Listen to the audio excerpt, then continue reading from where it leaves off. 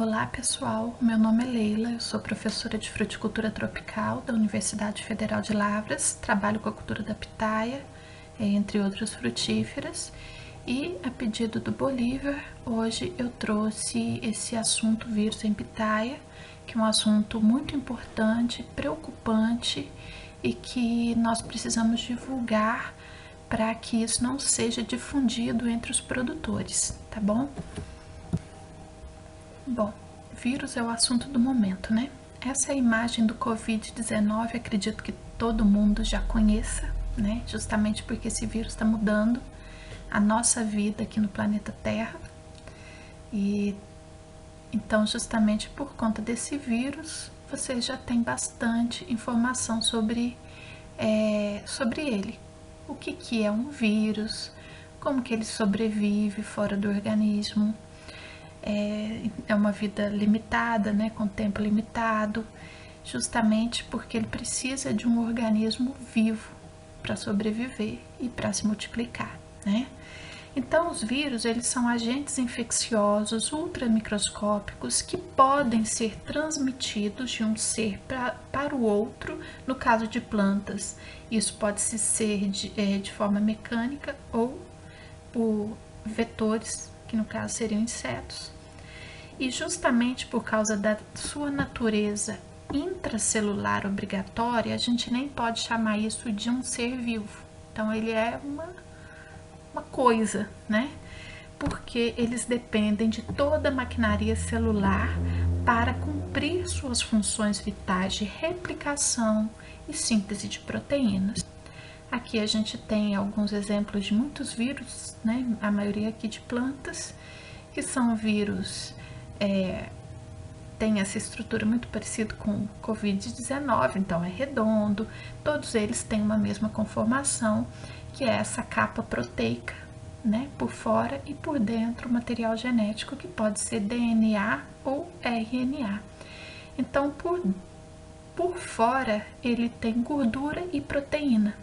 Por isso que álcool gel, hipoclorito de sódio, sabão, ele consegue destruir essa capa de gordura. Principalmente a gordura vai se desfazer e vai expor o material genético lá dentro, e o vírus ele vai ficar, ele vai morrer, né? Não vai conseguir sobreviver sem essa capa.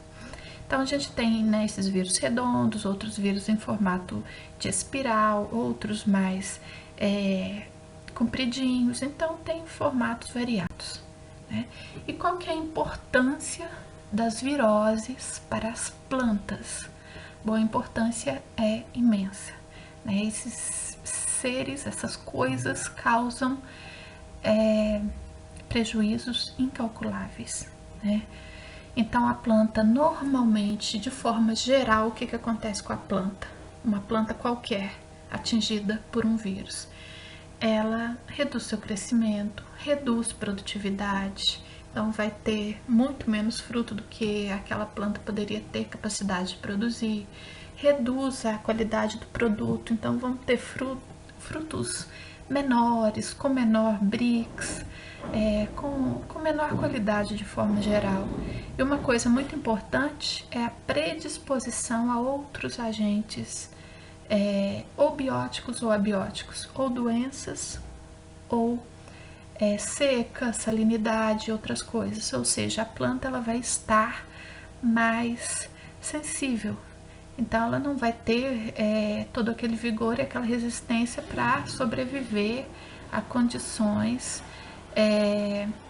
extremamente de doenças ou outros problemas que possam vir a afetar essa planta. E isso tudo, é claro, causa dano financeiro. Bom, vamos falar de um vírus chamado Cactus Vírus X, ou CVX, que é um vírus que ataca pitaias, ataca cactáceas de forma geral e plantas suculentas, e ele está difundido no mundo todo, tá? Então, eu tenho grandes suspeitas de que plantas com sintomas que eu já vi em várias propriedades podem estar com esse vírus, tá? Então é um vírus que afeta cactáceas de forma geral, inclusive o gênero Ilocereus, que é o gênero mais comum das pitaias. É encontrado no mundo todo, inclusive no Brasil. Já tem relatos de artigos científicos comprovando que esse vírus já está aqui no Brasil. É transmitido de forma mecânica. O que isso significa? Que todo corte que eu fizer nessa planta, aquela ferramenta de corte, ela vai estar contaminada, porque a seiva da planta é como se fosse o sangue de uma pessoa, né? Então essa seiva, ela vai estar totalmente repleta de vírus, e esse vírus ele vai ficar na lâmina da ferramenta. Então toda vez que eu corto uma planta doente e em seguida eu corto uma planta saudável, eu transmito o vírus de uma planta doente para uma planta saudável.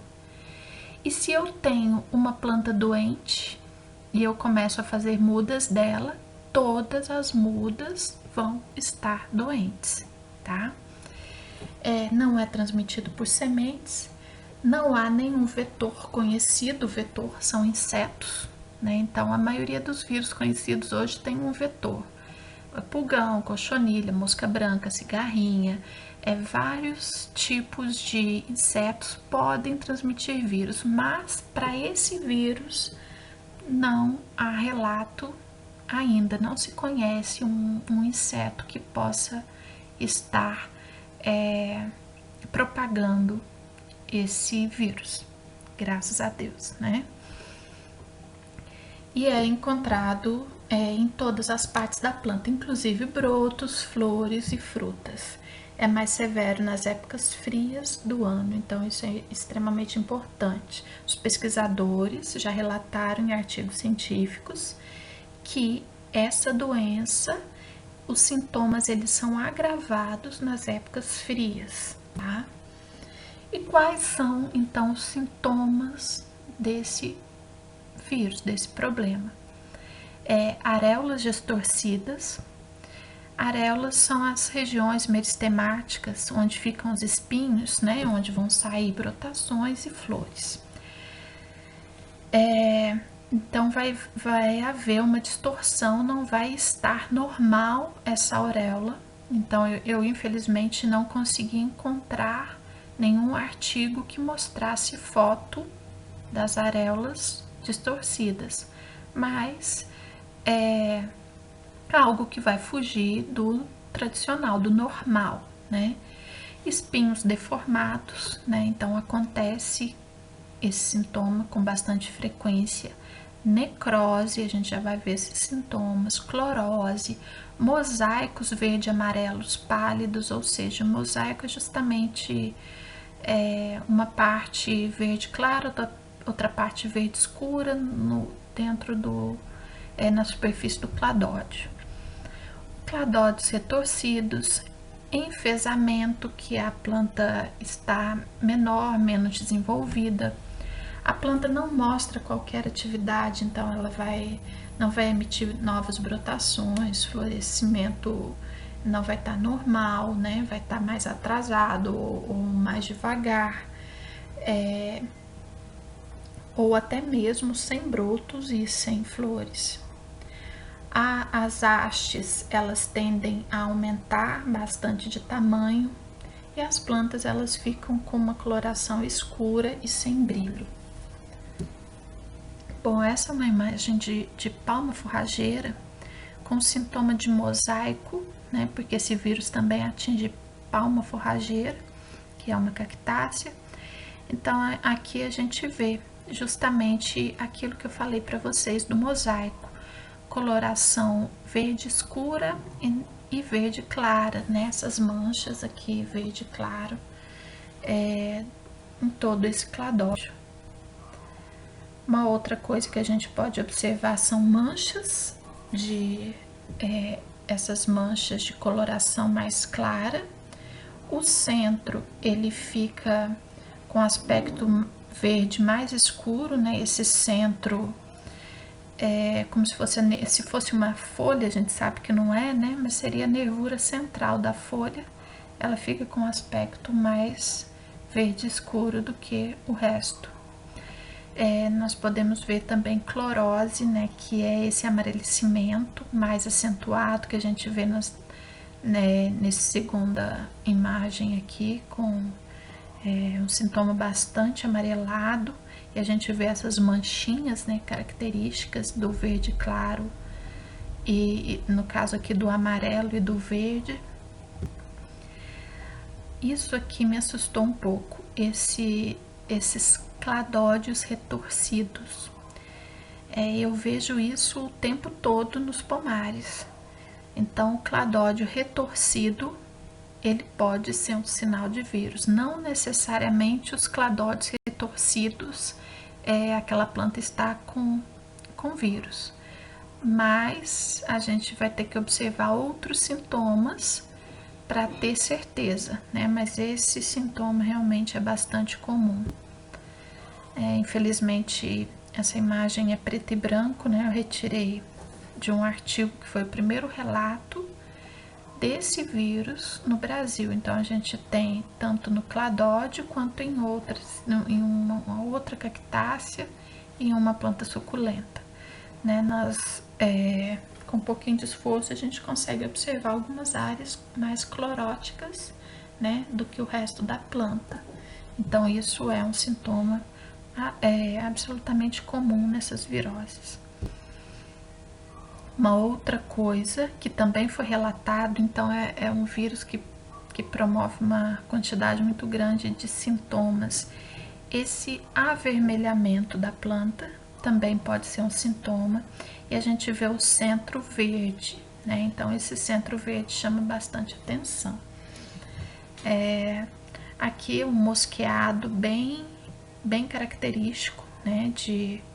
Dessas manchinhas esbranquiçadas ou amareladas no cladódio. E aqui, né, mais um artigo mostrando vários sintomas diferentes. Então, a gente vê um mosqueamento, até um murchamento do cladódio também pode ser um outro sintoma. Aqui, essas manchinhas cloróticas, como a gente vê bastante. O broto retorcido e necroses. Essas necroses acontecem, podem estar de forma bastante acentuada, como nesse outro artigo aqui que relatou, né, necroses causadas por esse tipo de vírus. Então, tanto em brotações jovens, quanto no cladódio maduro, quanto em frutos verdes e frutos maduros, ou seja, é um vírus que ataca a planta como um todo. E isso aqui são imagens nossas, né, que ainda estão em análise para a gente sequenciar, mas eu tenho quase certeza que realmente é o vírus Cactus X que está causando aqui um mosqueamento. Então, a gente vê essa parte muito característica, né, no cladódio de verde claro, verde escuro. Aqui os sintomas iniciais. Esses sintomas iniciais, essas manchinhas mais claras aqui, podem confundir com um sintoma de um inseto, que é o percevejo cowboy. Ele suga a planta e ele provoca esse sintoma inicial. Só que ele não evolui para o sintoma da primeira foto, né? Que é realmente bastante intenso. Então, ter bastante cuidado para não confundir com sintoma de percevejo, tá? O percevejo, ele não causa, o percevejo, ele não transmite o vírus, tá? E ele não causa esse sintoma aqui das fotos de baixo. O que a gente vê nas fotos de baixo? Brotações jovens com uma parte verde mais escuro no centro, como se fosse uma folha com as nervuras. Nessas regiões de nervuras seriam mais escuras sempre. O percevejo, ele vai deixar só uma marquinha onde ele picou e ele não vai causar esse sintoma generalizado em toda a planta. Nós recebemos também uma amostra dessa planta, né, com murchamento e algumas bolhas muito características de vírus, mas também está sob análise, nós não temos o resultado ainda, mas acreditamos que seja. Bom, e como que se dá então a transmissão do CVX? Então a gente já falou que não se sabe se transmite por inseto, provavelmente não é transmitido por inseto, porque não houve relato na literatura até hoje sobre isso. E esse vírus já é bastante conhecido na literatura mundial. Então,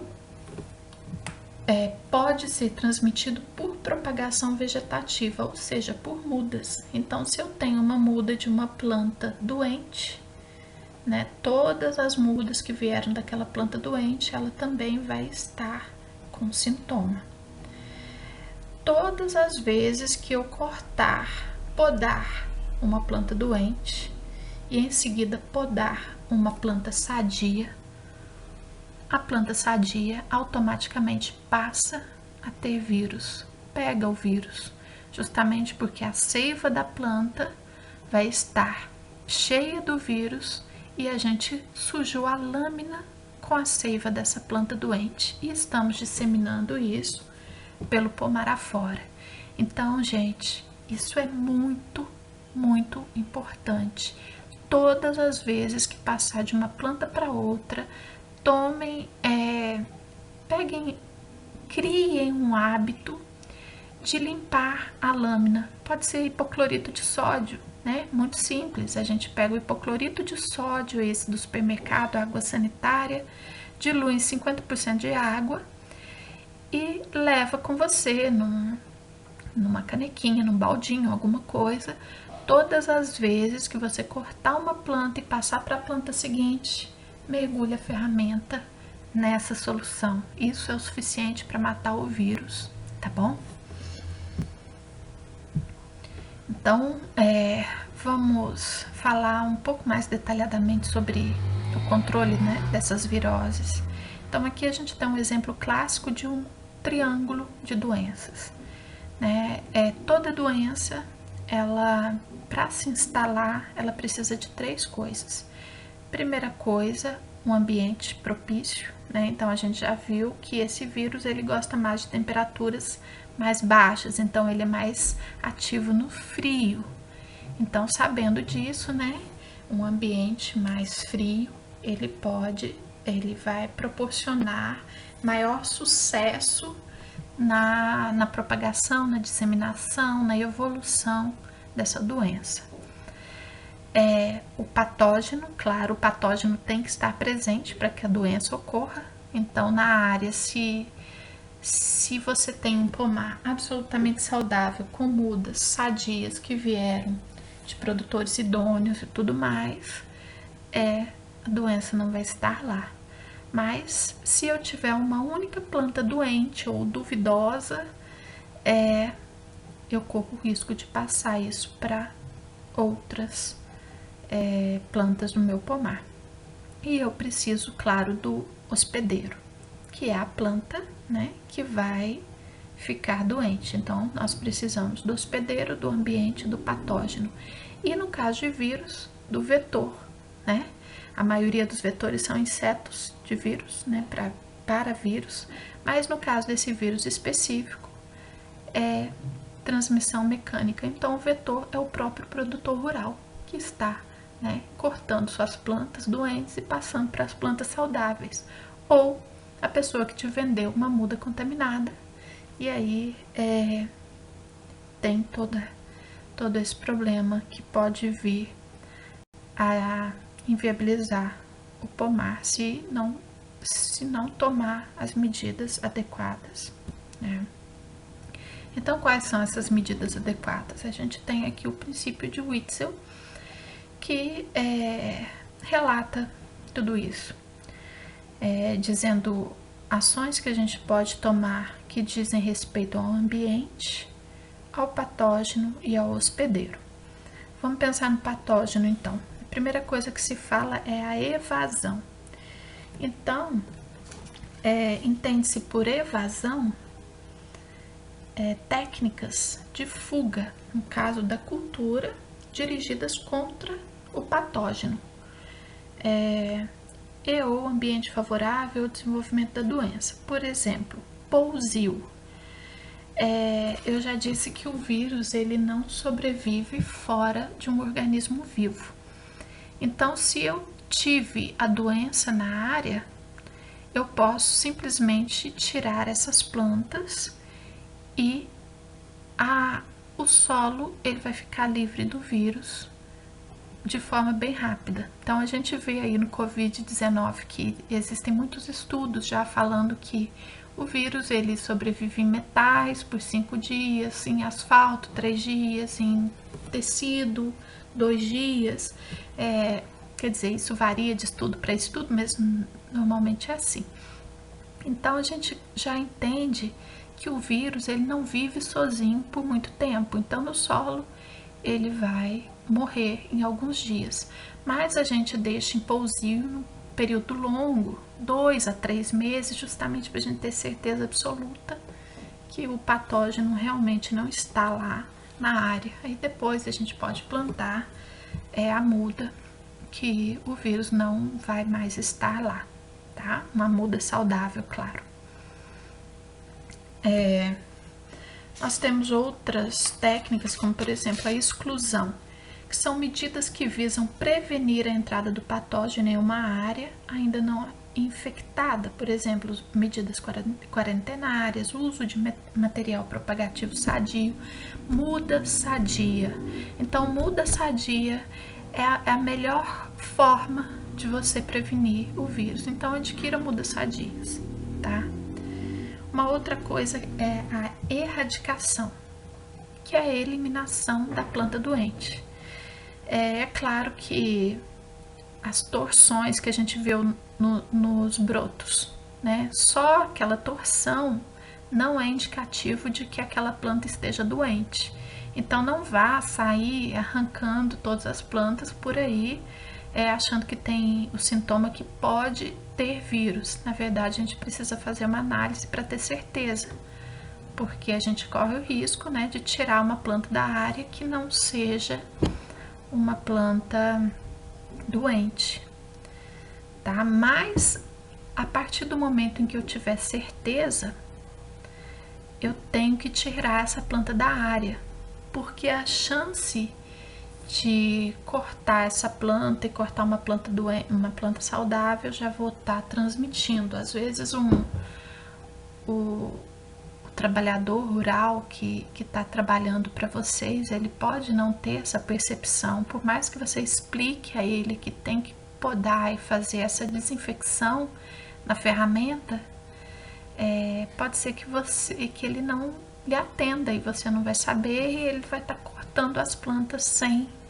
essa desinfecção, e isso aí vai desencadear toda a contaminação na área. Então, uma vez identificado o vírus, retire a planta da área, tá? Em relação ao hospedeiro, nós podemos tomar 3 medidas, que é a terapia, a proteção e a imunização. Bom, eu já falei que vírus não tem cura, né? Mas tem prevenção. Então, terapia é uma forma de prevenção. Por exemplo, termoterapia. O vírus, quando as temperaturas são muito altas, ele vai caminhar dentro da planta de uma forma mais lenta.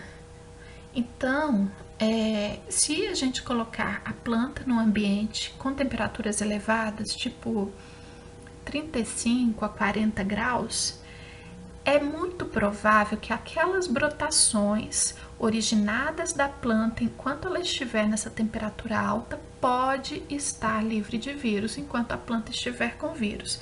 É claro, a planta matriz a gente não recupera mais, o vírus está lá, ele não sai, mas as brotações posso ter uma chance de recuperar. Por exemplo, se essa planta for muito valiosa, for uma planta que veio do exterior e eu só tenho uma e tal, eu posso tentar eliminar o vírus dessa forma, tá? Uma outra coisa seria a proteção da planta, né? Essa proteção, no caso de insetos, né? A gente poderia pulverizar algum inseticida, mas esse não é o caso. Então, uma das formas de a gente proteger poderia ser, no caso da poda, já que a gente sabe que é transmitido por poda, nós podemos podar todas as plantas do nosso pomar primeiro e deixar por último aquela planta duvidosa, sabe? Aquela suspeita que pode ser que seja vírus. Então eu deixo para podar ela por último, porque aí eu não tenho chance de contaminar as outras, tá? Imunização, uma outra forma, como se fosse uma vacina para a planta, né? Para prevenir o aparecimento do vírus na planta. Seria o estirpe do vírus atenuado, tá? Mas isso para a planta não é muito comum, mas existe, tá? E no ambiente, a evasão a gente já falou, né? Que é a mesma do patógeno.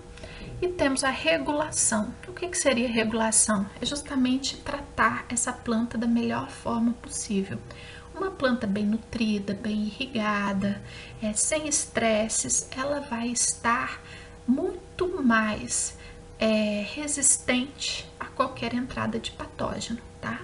Enquanto que uma planta em déficit hídrico, faltando nutrientes e tudo mais, ela vai pegar a doença com muito mais facilidade, porque a imunidade dela tá baixa. Vocês já sabem muito sobre isso, né?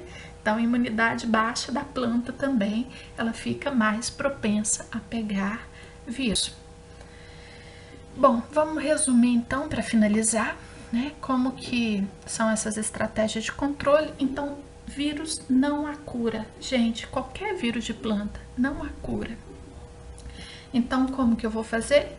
Obter e utilizar material propagativo livre de vírus, destruir a planta infectada, evitar a transmissão mecânica, ou seja, com ferramentas, vasos, inclusive vasos, gente, que já foi usado numa planta doente, ela pode ter resíduo do vírus, né?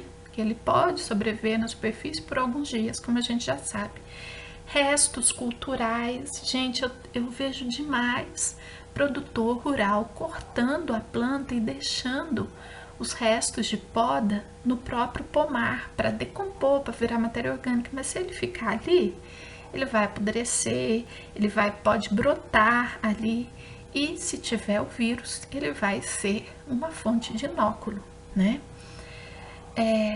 Descontaminar ferramentas com água sanitária, clorexidina e outros agentes desinfetantes que existem no mercado, tá? O mais barato hoje é essa água sanitária, que a gente ainda vai diluir 50% e faz um efeito muito efetivo, tá bom?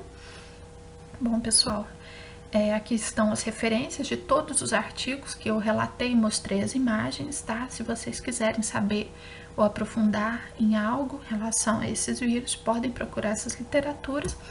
E aqui eu deixo meu contato.